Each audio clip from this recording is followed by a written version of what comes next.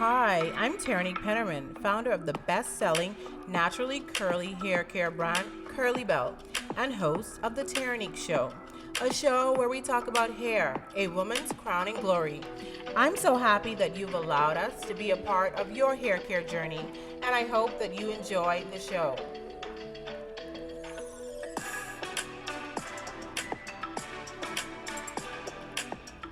Hi, and welcome to another episode of the Terrinique Show. I'm so happy that you guys have decided to join us for yet another episode. On today's episode, we're gonna talk about hair issues caused by not washing your hair. I almost forgot what we were gonna talk about. Oh my goodness. Okay. So issues caused by not washing your hair. This is a nasty, gross fact. But did you know that bacteria that's found in hair tools such as hair brushes and combs is worse than the bacteria that is found on toilet seats? Isn't that crazy? So your hairbrush that you haven't washed in I don't even know how long, do you know? In weeks or months? Or some people will buy their hair brush or comb and they won't wash it. So you've had this thing for, I don't know, years, however long they last, and you've never washed it. Yeah, sure, you've taken out the hair out of the comb or the brush, and I'm talking about myself in the past, before I knew all this information. You've taken the hair out of the brush, because it's just too much hair and it's not doing what it needs to because it's stuffed with hair. But you haven't taken that thing and put it in some soap and water and let it just soak in the water. Well, according to scientists, they did research and they found a ton of bacteria and fungi on hairbrushes that was not found on a toilet seat. So your hairbrush and your comb that you've been using, or even your scarf that you've been using and you just haven't washed it, it has more ooey gooey germy stuff on it than your toilet seat. That is crazy. So if that doesn't convince you to pull out the soap and the water and wash your hairbrush, then I don't know what will. So a good rule of thumb, what I like to do is wash your hair tools every single time you shampoo your hair.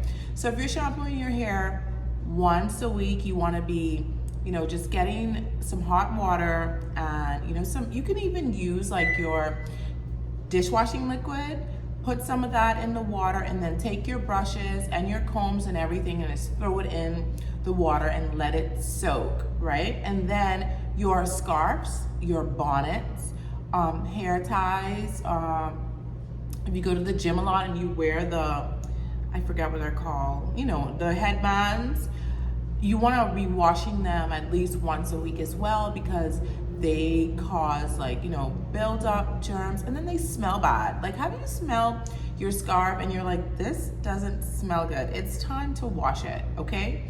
So you want to be washing your hair tools, combs, brushes, scarves, bonnets, hair ties, hair bands at least once a week, especially if you're using them every day, because bacteria breeds in these things, okay? So let's talk about some of the issues that you will have, and it's because of your hair tools, and you don't even realize that because your hair tools are so dirty. This is what's causing your scalp issues. This is why you have dandruff. So one of the number one reasons why people experience dandruff is because their hair tools are dirty and filled with bacteria. So dandruff is caused by an overgrowth of, the overgrowth of buildup on the scalp. What aids that is if you have a brush that is filled with bacteria and dead skin cells. Essentially, when you're using your brush or your comb and you're brushing the hair, you're just continuing to add dead skin cells and bacteria back onto the hair. So that's why it's important that when you shampoo, you wash your tools at the same time. Because if you wash your hair and your hair is clean, your scalp is clean, and then you use the old dirty brush, you're essentially putting the dirt back into your hair. And that's why you'll see you wash your hair and 2-3 days later your scalp is itchy again, and it's because you've reintroduced bacteria, dead skin cells, dirt, debris, lint back into the hair because you didn't wash your hair tools. So if you're having dandruff, thank me later. You'll notice a difference after you've shampooed your hair and you wash your hair tools. You'll notice a difference after a couple of weeks that the dandruff and the itchy scalp won't be there anymore. Number 2, seborrheic dermatitis is also caused by not washing your hair tools. So a lot of the stuff that people are going to dermatologists for can just be avoided if we practice good hygiene when it comes to our hair tools, right? So seborrheic dermatitis and folliculitis, known as Barber's itch, is also caused by dirty, bacteria-filled hair tools. So, and a few fungus. So if you have fungus and all, that's caused by, dirty hair tools. So a rule of thumb is to just wash your hair tools when you wash your hair, just to get rid of the dandruff, the bacteria and all that stuff that's piling up on the hairbrush that you don't see. You can use shampoo to wash out your hair tools. So you can wash your hair tools in the shower when you're doing your shampooing your hair. Or I like to just get a bowl of hot water and then some Dawn, Joy, whatever you use for your dishes, and just dump, all of your combs and your brushes in there. Your hair picks or whatever it is, just dump it in there. Let it soak for a while, maybe 30 minutes to an hour, or it just depends on how really dirty they are. And then what you'll do is you'll rinse them under some cold water and then dry them with, paper towels, or you can dry them with a towel. And then they're good to use again. I also like to do this for my makeup brushes. I use dishwashing liquid, with hot water, and I just soak my makeup brushes in the water, because sometimes you'll start to get breakouts and acne and you'll be like, why am I breaking out all of a sudden? Well, if your hair brushes have more bacteria than the toilet seat, what do you think your makeup brushes have on them? It's the same thing. Use the same rule of thumb. So if you're getting acne breakouts on your face, just think about when was the last time you soaked your, the blush brush in hot water and soap, or what's the thing? It's called the eyebrow. Why is this like eluding? Okay, the eyebrow. The eyebrow makeup brush. That. When's the last time you cleaned that?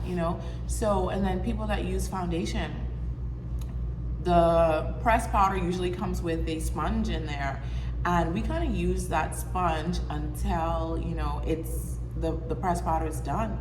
How long is that thing take to be done? Like a year? I mean, how long does it take you to go through your pressed powder?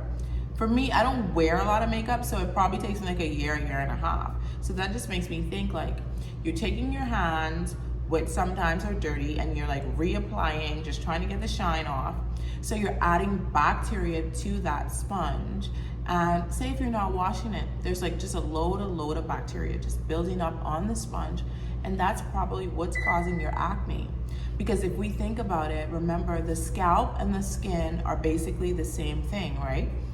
Scalp is just skin that has a lot of hair on it, because even our regular skin has hair on it, but it's not as thick. It's, fine and it's more sparsely spread out.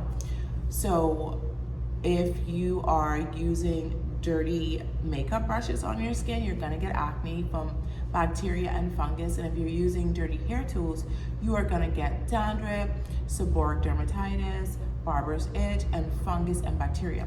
So you wanna make sure that you are cleaning your hair tools every single time you wash your hair.